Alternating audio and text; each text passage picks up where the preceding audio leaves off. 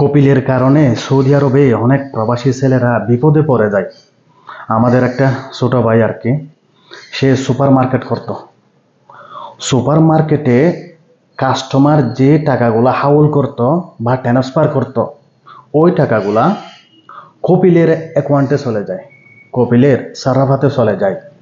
সে যদি ওই টাকাগুলা চাইতে যায় কপিলের কাছ থেকে, প্রতিনিয়ত কপিলের সাথে তার একটা হ্যাচিং হয়, তার একটা গ্যাদারিং হয়। তখনই সে প্রিপারেশন নেয়, সে কপিল ট্রান্সফার করবে। কপিল তো আর তাকে ট্রান্সফার দেয় না। কপিল বলে, তুই সুপার মার্কেট আমাকে বিক্রি করে তুই চলে যা।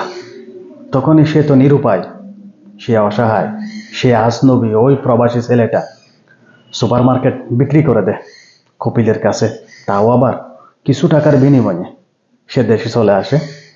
দেশে কয়েক মাস অবস্থান করার পর সে আবার সৌদি আরবে ঢুকে পড়ে। সে আবার চেষ্টা করে সে যেন আবার বিজনেস করতে পারে। এদিক ওদিক দোকান দেখাদেখি করতেছে, কোনো মতে দোকান মিলাতে পারতেছে না। ওই প্রবাসীর জন্য সবাই দোয়া করবেন। প্রবাসীরা চেষ্টা করে, লড়াই করে প্রবাসীর মাটিতে টিকে থাকার জন্য।